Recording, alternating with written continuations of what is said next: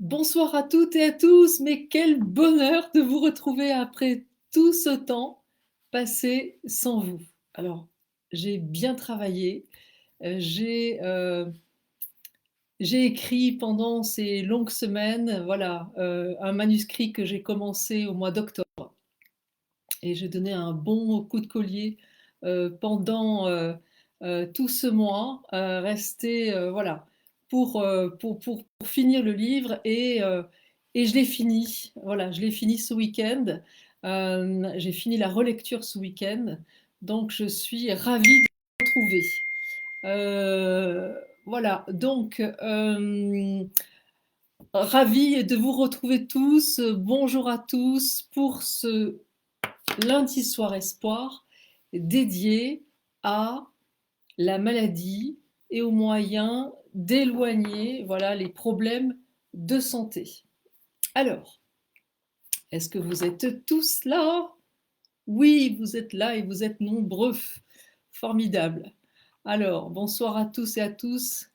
Quel bonheur de vous retrouver. Je suis vraiment ravie de vous retrouver pour ce rendez-vous. Alors, vaste sujet que la maladie. Je me suis vraiment posé la question à l'époque où j'écris La clé de votre énergie, donc le livre que j'ai écrit maintenant il y a un an, hein, vous le savez. Pourquoi tombe-t-on malade? S'il suffisait de la présence en fait des microbes, des virus, des bactéries pour que nous tombions malades, nous serions tous malades tout le temps. Alors la question c'est pourquoi certaines personnes tombent malades et pourquoi d'autres pas? Si l'on se fie aux 2500 ans d'expérience de la médecine chinoise, on sait que toute émotion est à la base d'une maladie. Et d'ailleurs, vous qui êtes déjà allé voir des thérapeutes, des médecines parallèles, vous savez que, voilà, que ce soit le FT, le MDR, mais aussi l'ostéopathie, la bioacupressure, la psychologie, la psychiatrie, l'hypnose, etc., que l'émotionnel joue un très grand rôle dans l'émergence de nos maladies. Et la médecine de pointe, ce qu'on appelle la psychoneuroimmunologie, a réussi à prouver que un simple stress est à l'origine de la chute de notre immunité. Un simple stress. Alors, et ce stress provoque une chute de l'immunité, et c'est la baisse de notre immunité qui fait que l'on va être sensible aux virus, aux bactéries, aux microbes qui nous entourent constamment. Alors vous allez me dire, oui, mais pourquoi est-ce que, en rencontrant Alfred, puisqu'il s'appelle toujours Alfred, celui qui fait du mal, oh là là, il y en a marre. Bon, en rencontrant Alfred qui vous a dit oui, oh bah, tu n'as pas bonne mine aujourd'hui, on a, on a eu de la colère, et le lendemain, bing, angine. Pourquoi? Tout simplement parce que la petite remarque d'Alfred, je viens de penser à une blague, bonjour d'Alfred, enfin non, c'est débile. La petite remarque d'Alfred vient de réactiver une ancienne blessure plus lointaine qui, elle, n'est pas guérie et nous a fait du mal. Ce que j'appelle les répliques. En fait, de 0 à 8 ans, on vit un certain nombre d'épreuves, ce que j'appelle les tsunamis émotionnels. Et vous savez, un tsunami, c'est la grande vague, et après, elle est suivie par des petites vagues. On les appelle les répliques. Dans la vie, c'est pareil, les amis. C'est que on va vivre des choses de 0 à 8 ans qui vont impacter notre santé émotionnellement. Et après, donc imaginons un père ou une mère qui nous dit oui, de toute manière, toi, mais habille-toi correctement, tu ressembles à rien, ou bien oh bah dis donc, t'es pas jolie, etc., etc. Bon, c'est très dur de recevoir ces critiques d'un père ou d'une mère. Et plus tard, quand Alfred arrive et nous fait sa petite remarque qui est débile, mais qui est anodine, bon, on le prend super mal parce que ça réactive un tsunami émotionnel. Donc l'objectif, c'est de comprendre lorsque on tombe malade, ce qui s'est passé comme événement et cet petit événement qui est souvent anecdotique, ou qui peut être plus grave, est la réplique de quel événement dans l'enfance. Donc, voilà, c'est vraiment la question que vous devez vous poser si vous êtes malade, vous venez de tomber malade, c'est qui j'ai vu avant de tomber malade, qu'est-ce qu'il m'a dit, en quoi ça m'a chagriné et qu'est-ce qui a été réactivé de mon passé. Alors, ça peut venir de votre passé, ça peut venir aussi du passé de votre famille, ce qu'on appelle les héritages transgénérationnels. Donc, et tous les protocoles que je propose dans la clé de votre énergie vont vous permettre de vous libérer de ces fardeaux émotionnels. Alors, première étape quand on est malade. On va chez le médecin, ne serait-ce que pour enlever les symptômes, enlever la prolifération des éléments pathogènes et ne plus souffrir. Il y a même un quatrième point, c'est pour faire quelque chose de normal, je l'explique dans le livre, pour faire en sorte que notre mental ne nous pollue pas lorsqu'on va faire les protocoles en disant ah ça marchera jamais avec moi, etc. C'est une manière de rassurer votre mental en disant je fais quelque chose de normal. Une fois que vous avez enlevé les éléments pathogènes, que vous avez enlevé la douleur, que vous avez rassuré votre mental, eh bien, vous allez me dire, ben, on n'a plus besoin de travailler. C'est pas bien de réfléchir comme ça. Non, mais c'est normal, c'est tellement légitime. Mais en fait, c'est le plus dur. La chance que j'ai eue quand j'ai eu une double hernie discale, c'est que malgré les efforts du corps médical de me soigner, ils n'y sont pas arrivés. C'est une chance, parce que s'ils y étaient arrivés, je me serais arrêtée là. Et comme j'avais toujours mal, eh bien, j'ai poursuivi ma démarche. Donc, si vous avez encore un petit peu mal, si vous avez du courage, cherchez à vous en libérer énergétiquement parlant, de telle manière à ce que ça ne revienne pas. Et c'est pour ça que j'ai intitulé ce live faire en sorte que la maladie ne revienne pas, c'est que le corps médical enlève les symptômes, le travail énergétique fait en sorte que ça ne revienne pas. D'accord? Alors les amis, je mets mes petites lunettes pour savoir, waouh, vous êtes tous super nombreux, c'est chouette, c'est cool. Alors, voyons voir donc ce que j'ai dit, le médecin, etc. Alors, prenez l'habitude d'avoir un petit carnet de santé, un petit cahier. Ça, c'est vraiment un conseil que je vous donne. Vous prenez un carnet dans lequel vous mettez 10 août, angine, en dessous.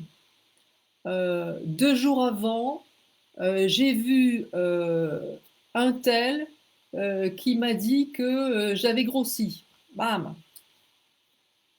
vous notez. Si en septembre, 12 septembre, j'ai une cystite, Euh, et 3 jours avant, euh,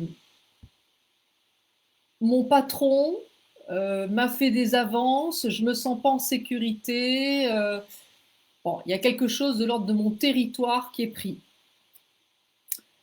Euh, Vous allez comme ça faire des liens entre la manière dont votre corps vous parle de votre maladie et de l'émotionnel qui est en jeu.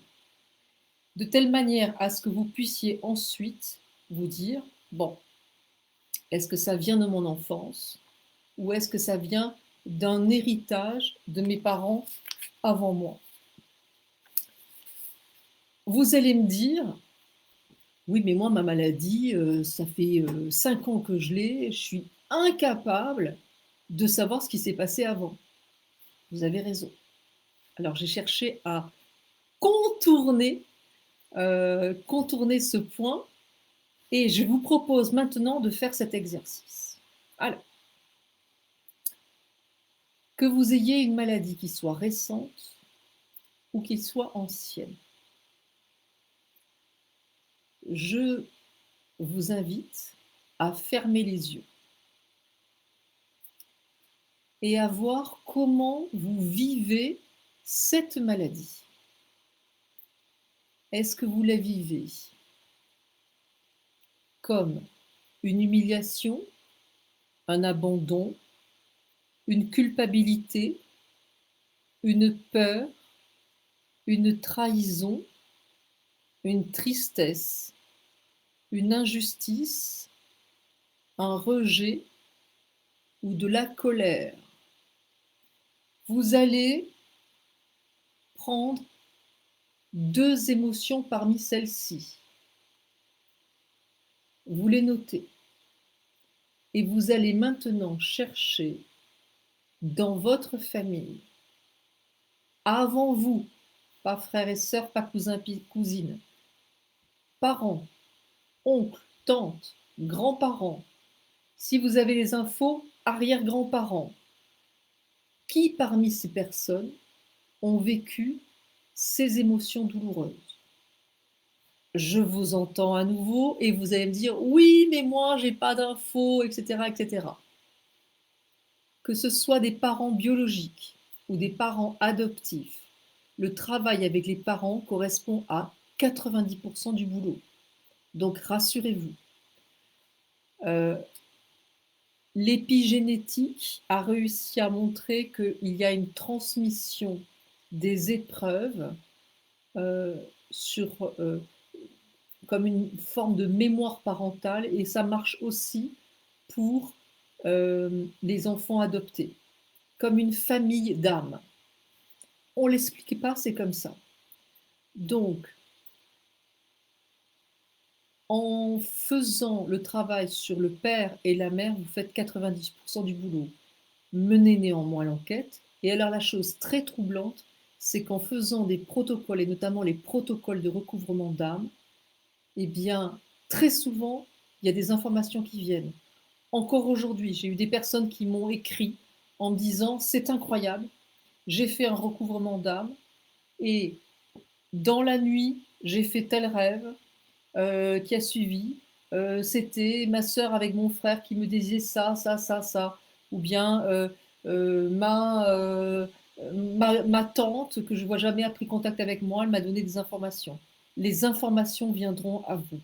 Donc, en faisant les choses, euh, vous allez, comment dire, en commençant les protocoles, vous allez vous libérer. Alors, je viens de voir passer et les maladies génétiques. C'est exactement pareil. Une maladie génétique, elle nous impacte. En fait, c'est une mémoire transgénérationnelle. Donc, sortez-vous de la tête la croyance limitante que dans ma famille, toutes les femmes ont un cancer du sein. Dans ma famille, tous les hommes ont de l'obésité. Dans ma famille, toutes les machins ont une crise cardiaque. Ce sont des croyances limitantes. Euh, Comment s'appelle-t-il? Philippe Bobola, qui est mathématicien, physicien, chercheur sur le cancer, a démontré que ces croyances limitantes pouvaient être complètement dispersées, annulées à partir du moment où on coupe les liens de souffrance avec ces personnes. Alors j'y viens, justement. Vous allez me dire, une fois qu'on a trouvé ces deux blessures, une fois qu'on a trouvé que effectivement notre émotionnel est venu suite à un événement avec une personne, qu'est-ce qu'on fait? Je regarde vos réponses. Alors, vos questions. Alors, première chose, les amis, on va parler à son corps. Parler à son corps, ça veut dire quoi? Vous avez certainement entendu dire, oui, il faut parler à son corps, etc. C'est pas juste parce que c'est un truc tendance. Moi, vous me connaissez, je suis journaliste scientifique, j'ai besoin de me fier à la science pour comprendre comment marche l'énergétique. Et ce scientifique dont j'ai parlé tout à l'heure, Philippe Bogola, mathématicien, physicien, il a réussi à prouver que notre corps est constitué de 99 fois plus d'énergie et d'informations qui sont à l'intérieur en fait de chaque atome. Donc 99 fois plus d'énergie et d'informations que de matière. La matière qui nous constitue, c'est le microscopique noyau qui est dans chaque atome qui nous constitue, les milliards de molécules et d'atomes qui nous constituent. Tout le reste, c'est de l'énergie et de l'information. Donc, parler à son corps, c'est quoi? C'est des mots, donc de l'information, dit avec une certaine énergie. Vous voyez comment je dis les choses? Avec une certaine énergie. C'est le pouvoir de l'intention. Énergie plus information, ça touche 99% de ce qui me constitue. Et c'est pour ça que ça marche. Vous allez donc parler à votre corps tel que décrit donc dans le protocole 3 de la clé de votre énergie. Le protocole 3, il consiste à remercier le corps, à dire merci mon corps. J'ai compris à travers mes migraines que je vis de la peur. Cette peur-là, je l'ai vécue dans mon enfance, mais elle a aussi eu lieu dans ma famille avant moi.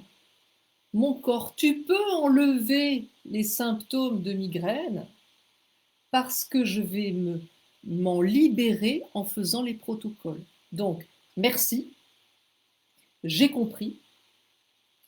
Le lien avec la blessure, celle que vous venez de trouver, ou les blessures, tu peux enlever les symptômes car je vais m'en libérer avec les protocoles.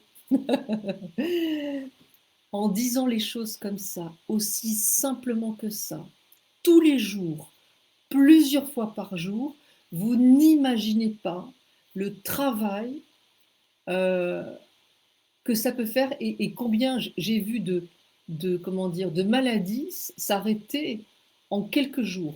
Et avec un nourrisson, un petit enfant, vous pouvez simplement lui dire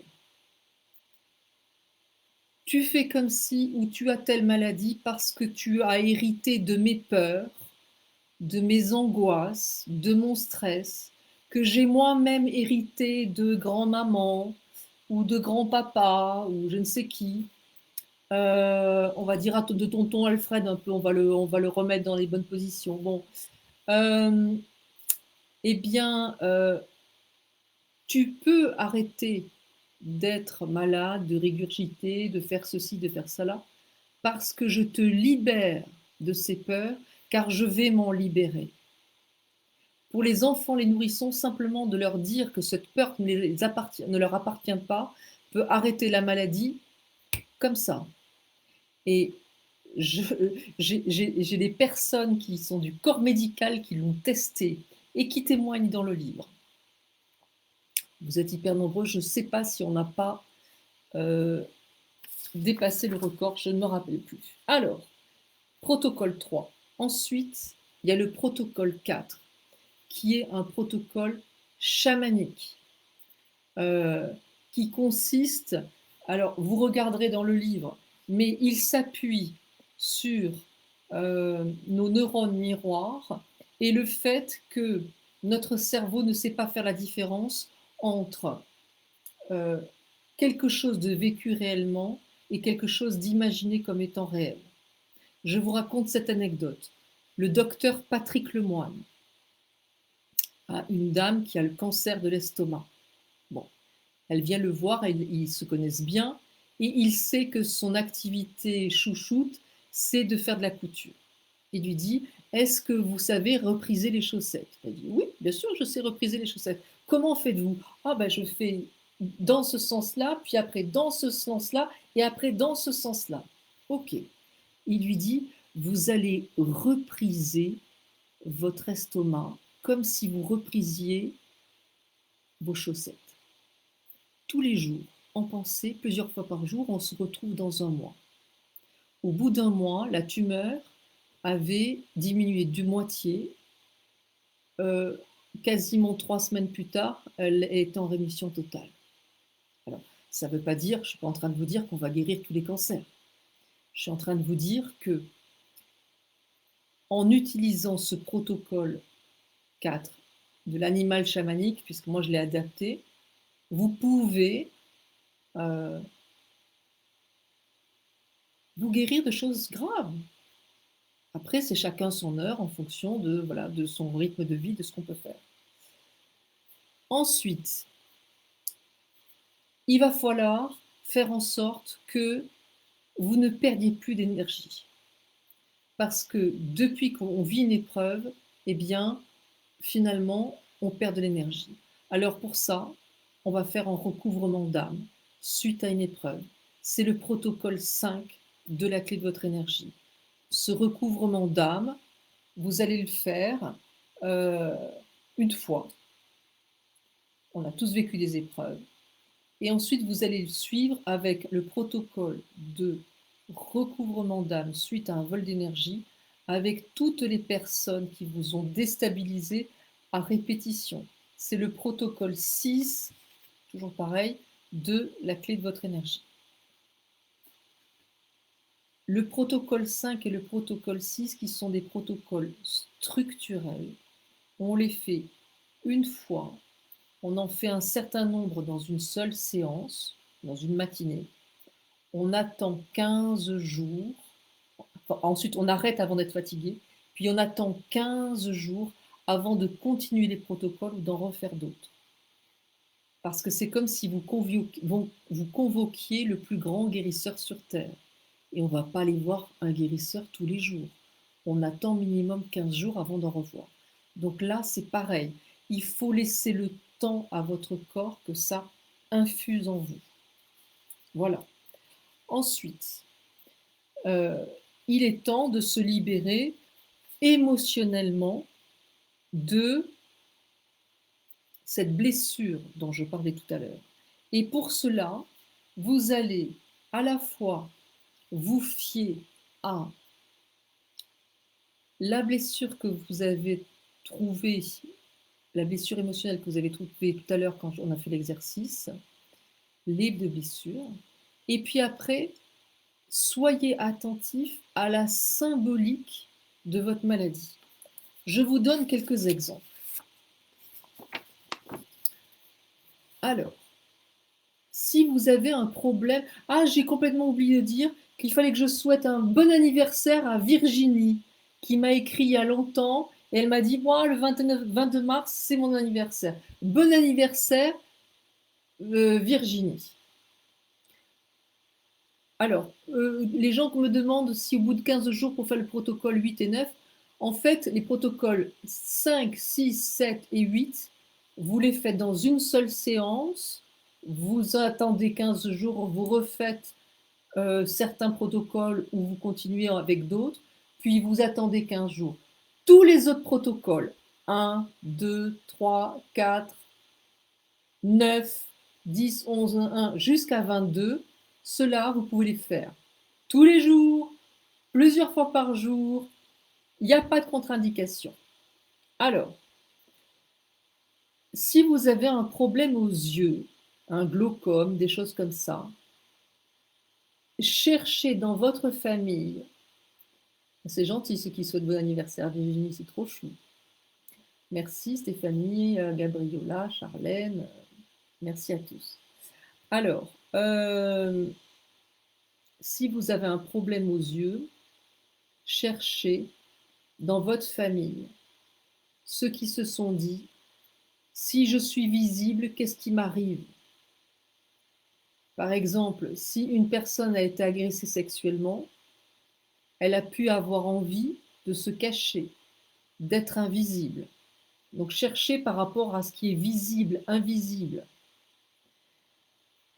Toutes les maladies autour de ce qui ronge, ce qui brûle, ce qui pique, est en lien avec le feu. Cherchez dans votre famille qui a vécu des incendies dramatiques, qui a vécu la guerre, le feu des armes, et nettoyer les liens de souffrance, protocole 7 avec cette personne. Tous ceux qui ont vécu qui ont des choses comme fibromyalgie, qui ont, comment dire, comment ça s'appelle, mince, cette maladie où on ne peut pas bouger, où on a sclérose en plaques, toutes les maladies qui sont du genre maladie auto-immune, voilà, ce genre-là. Alors, la maladie auto-immune, typiquement, c'est contre soi-même. Donc, il y a quelque chose de la génétique où, comment je peux m'exprimer? Il y a quelque chose qui lutte contre un héritage transgénérationnel. C'est-à-dire que votre corps vous dit, eh oh, il y a une épreuve que tu vis qui n'est pas à toi, dont tu peux te libérer. Et souvent, c'est en lien avec une impuissance à se faire respecter, une carapace, qu'elle soit musculaire, voilà, pour se protéger, pour ne pas être envahi. Donc là, on va faire le recouvrement d'âme avec les personnes qui nous ont envoyé nous, et on coupe les liens de souffrance avec toutes les personnes qui ont pu vivre un harcèlement, voilà, nous ont fait vivre un harcèlement ou qui nous ont fait vivre ça. Ensuite, alors, les acouphènes, c'est en lien avec des pressions qu'on se met énormément et des peurs de manquer ou des culpabilités. D'accord? Les angines, c'est souvent en lien avec ce que l'on a sur le cœur et où on a peur de dire les choses, que notre colère nous dépasse, ou de la violence. On a peur de la violence de la réaction de l'autre.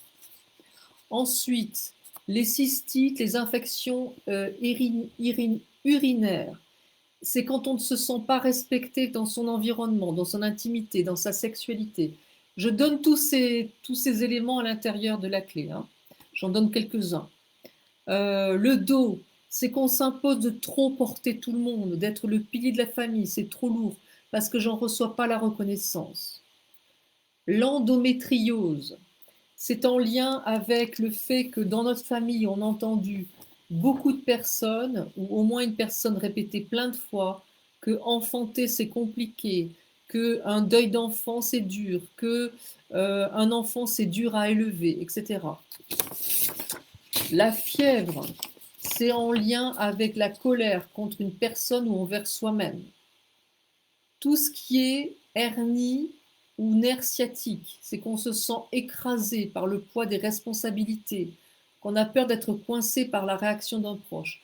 Tout ce que je dis, ça repose sur des statistiques, ce ne sont pas des vérités absolues, ce sont des statistiques. D'accord? L'important pour trouver, c'est de se dire qu'est-ce qui s'est passé juste avant. Maladie auto-immune, j'en ai parlé, sclérose en plaques, rectocolite, qu'est-ce qui ronge? Pareil, avec notion de feu. Maux de tête, migraine, j'en ai parlé. Scoliose, je suis pris en otage entre deux choix impossibles à faire, notamment aller avec papa ou avec maman, par exemple. Pneumonie, poumon, bronchite, je me sens incapable de résoudre une situation, j'ai peur de gêner, je suis en train de me décourager, j'ai l'impression de déranger. Thyroïde, je n'arrive pas à m'exprimer avec mon entourage, ne suis pas écoutée, je m'impose trop, je ne me donne pas assez de temps pour me reposer. Bon, j'ai donné quelques éléments. Pour tous les autres à qui je n'ai pas répondu, je suis désolée. Mais, comme l'exercice qu'on a fait tout à l'heure, vous pensez à votre maladie, vous voyez comment vous la vivez en y attachant donc une des émotions dont j'ai parlé. Il y a donc injustice. Vous fermez les yeux et vous pensez comment je le vis. Est-ce que je le vis comme une injustice, une trahison, un rejet, un abandon, une humiliation, une colère, une culpabilité, une tristesse, une impuissance, colère, culpabilité, impuissance, tristesse, colère. Ouais, non, c'est bon, j'ai tout dit. Et avec cette émotion, vous allez chercher qui, avant vous, a vécu cette émotion douloureuse. Et vous vous reconstruisez d'abord en faisant les recouvrements d'âme. Une fois que c'est fait, vous vous libérez émotionnellement avec les personnes qui ont vécu ça.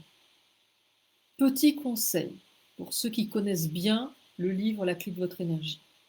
Quand vous faites un recouvrement d'âme, imaginons que vous faites un recouvrement d'âme avec votre père, parce qu'il vous a déstabilisé à répétition, c'est normal.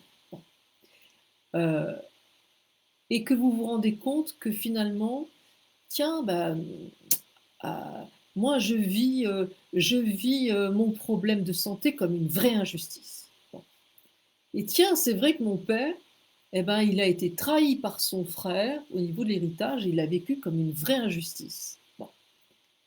Quand vous faites le recouvrement d'âme avec votre père, faites un 2 en 1, c'est-à-dire que le protocole 6, recouvrement d'âme suite à un vol d'énergie, on commence par inviter la personne, ensuite on lui dit ce que l'on a sur le cœur, et à ce moment-là, vous dites, au fait, papa, ta blessure d'injustice, quand un tel, ton frère t'a piqué ton héritage, eh bien l'injustice, je la revis moi aussi, dans ma maladie. Cette blessure-là, j'en veux plus, je m'en libère comme je t'en libère. Et vous continuez, papa, j'ai un problème au ventre. Et toi aussi, tu avais un problème au ventre. Cette maladie, j'en veux plus. Ce n'est pas la mienne, je refuse de la porter, je m'en libère comme je t'en libère. Et puis, tu sais, je me sens abandonnée par le corps médical. Et tu as été abandonnée par ta mère. Eh bien, cette blessure d'abandon, j'en veux plus, c'est pas la mienne. Je m'en libère autant que je t'en libère. Et vous poursuivez ensuite le protocole de recouvrement d'âme, tel qu'indiqué. Mais en fait, vous faites un 2 en 1. C'est comme si vous faisiez le protocole 8 à l'intérieur du protocole 6. Ceux qui n'ont pas encore lu le livre sont complètement perdus, mais vous réécouterez la vidéo une fois que vous l'aurez lu. Lisez-le en entier pour avoir une vision globale des choses. Et ensuite, faites les protocoles. N'allez pas directement au protocole. Commencez à répondre à l'intérieur du livre avec les questions qui sont posées, mais faites réellement les protocoles qu'à la fin, après avoir lu. Alors, les crises d'angoisse, eh bien, tout simplement, vous cherchez qui a eu des crises d'angoisse avant vous. On ne fait surtout pas les protocoles en présence des autres, puisque ces protocoles marchent formidablement bien avec les défunts, et que si vous savez comment faire revenir les défunts, moi en tout cas je ne sais pas comment on fait, et ça marche très bien avec les personnes défuntes, ça marche très bien avec les personnes vivantes, et surtout, on le fait sans leur dire. Il y a une partie de leur âme qui sera informée, mais on le fait sans leur dire et sans leur présence. Ces protocoles se font seuls, de manière totalement autonome. Vous pouvez, voilà. Et vous les faites quand vous voulez, quand vous êtes prêt. Ne faites pas ça avant de partir au boulot à toute vitesse. Donnez-vous ce temps. Alors, euh, est-ce qu'il y a des petites questions? Euh, Gros bisous à tout le monde, c'est formidable. Catherine, Valente, Marie-Pierre, formidable. Si on ne sait pas de qui viennent les problèmes, alors d'abord, en faisant les recouvrements d'âme, protocole 5 et 6, vous allez avoir des informations qui vont venir. Prenez un papier quand vous les faites pour noter. Oh, c'est bizarre. En faisant le protocole, j'ai pensé à mon oncle et à ma tante Jessica.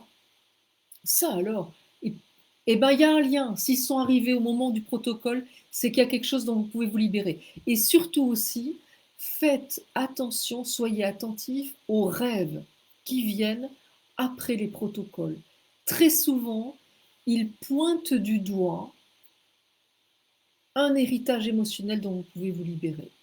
Et si vous ne savez vraiment pas comment, enfin voilà, d'où viennent les héritages, vous avez deux possibilités. Soit vous demandez à votre guide, vous faites le protocole 10 pour entrer en contact avec votre guide. Vous lui demandez, à travers les rêves, de vous indiquer. C'est indiqué comment? Vous lisez pas simplement le protocole, vous lisez tout le chapitre qui s'appelle Plus jamais seul. Et vous pouvez aussi également demander à votre guide, merci mon cher guide, de mettre sur mon chemin, dans la semaine qui vient. La notion de temps est importante pour que vous sachiez que ça vient de sa part. Merci mon cher guide, de mettre sur mon chemin, dans la semaine qui vient, un thérapeute qui va me permettre d'ouvrir les yeux sur des héritages dont je n'arrive pas à prendre conscience. 3 jours plus tard, votre voisine de palier vous parle d'un thérapeute, vous prenez, vous ne laissez même pas finir la phrase, vous dites hey, je veux les coordonnées, c'est mon guide qui t'envoie. Et hop, vous notez et vous y allez, même s'il habite à Tombouctou, parce que c'est votre guide qui vous y envoie. D'accord? Vous y allez et vous le faites. Et vous allez voir cette personne, comme ça, c'est parfait. Il y a une anecdote que je voulais vous raconter. Cet été, j'avais un rendez-vous professionnel super important. Et comme je voulais mettre toutes mes chances de mon côté et que j'avais très peur qu'il me fasse vivre certaines choses, je me suis dit, bon, là, ça, j'ai pas envie de le vivre, j'ai pas envie de vivre de l'injustice.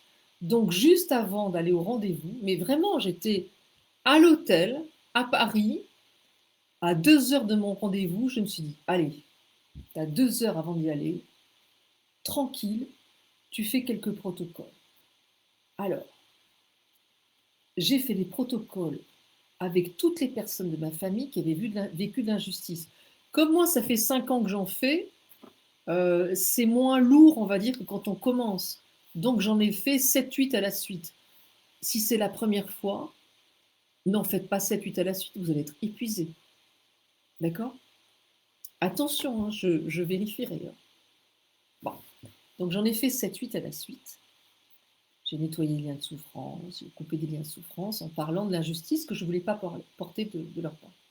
Il faut que vous sachiez que j'avais une douleur à la jambe depuis 3-4 mois et j'avais beau parler à mon corps, ça partait pas, ça partait pas, ça partait pas.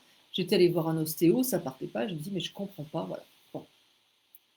Je vais à mon rendez-vous, tout se passe bien et je me rends pas compte que ma douleur à la jambe part. Et en fait, c'est quand je rentre chez moi, dans le sud-ouest, que tout d'un coup, donc le lendemain soir, je dis mais j'ai plus mal à la jambe. Mais j'ai plus mal à la jambe depuis quand? Je me dis mais purée, c'est depuis que j'ai fait les protocoles. Donc ce que je veux dire, c'est que il y a le double effet qui se coule des protocoles.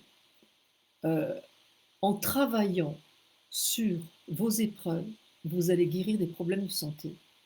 En travaillant sur votre problème de santé, vous allez guérir de problèmes d'épreuves. Ce travail-là, est un peu long, parfois un peu fastidieux, mais prenez l'habitude que dès qu'un problème, une maladie survient, dès qu'une épreuve survient, de vous dire qu'il y a un message à comprendre, que chouette, une épreuve, youpi, chouette, une maladie, oh génial, j'ai une blessure dont je dois pouvoir me libérer et qui n'est pas encore guérie, qui appartient à ma famille et dont je peux me libérer. Récemment, il y a une personne qui a pris contact avec moi, elle avait un problème aux ovaires. Je dis ovaires, peut-être que c'est en lien avec un problème sexuel qu'a vécu votre famille. Elle se renseigne et me dit non. Et puis je lui dis oui, mais finalement c'est pas utérus, c'est ovaire. Donc peut-être que c'est au contraire lié avec un enfant ou la perte d'un enfant. Et elle me dit oui, dans ma famille il y a eu énormément de fausses couches, énormément de voilà de pertes d'enfants. Et donc, eh bien tout simplement, en parlant à son corps, en disant mon corps, j'ai compris que ce kyste à l'ovaire ou ce problème à l'ovaire est en lien avec des héritages émotionnels liés à des pertes d'enfants. Tu peux enlever les symptômes parce que je vais me libérer émotionnellement de ces fardeaux qui ne m'appartiennent pas. On répète ça, c'est le protocole 3, tous les jours, plusieurs fois par jour, jusqu'à ce que ça parte. Je vous assure que c'est impressionnant. Vous faites le protocole 4 en plus, l'animal chamanique, qui pourrait grignoter le kyste, le manger, le boulotter et repartir avec. Franchement, vous donnez toutes les chances de votre côté. Derrière, tenez la promesse que vous avez faite à votre corps et libérez-vous du problème en faisant les protocoles de nettoyage de liens de souffrance avec toutes les mères de la lignée qui ont perdu un enfant ou qui ont fait une interruption de grossesse, et avec le protocole 7 aussi, avec ces enfants défunts qui se sont incarnés de manière si courte, pour faire comprendre que c'est quelque chose qui existe depuis très longtemps. 971, je pense qu'au 990, me dit Martine. Donc on a battu le record, je crois. C'est incroyable, c'est incroyable. Merci, merci à vous d'être là, merci à vous d'être fidèles, merci. On n'était pas en contact ensemble, mais j'ai pensé à vous énormément. Je vous prépare un livre, les amis.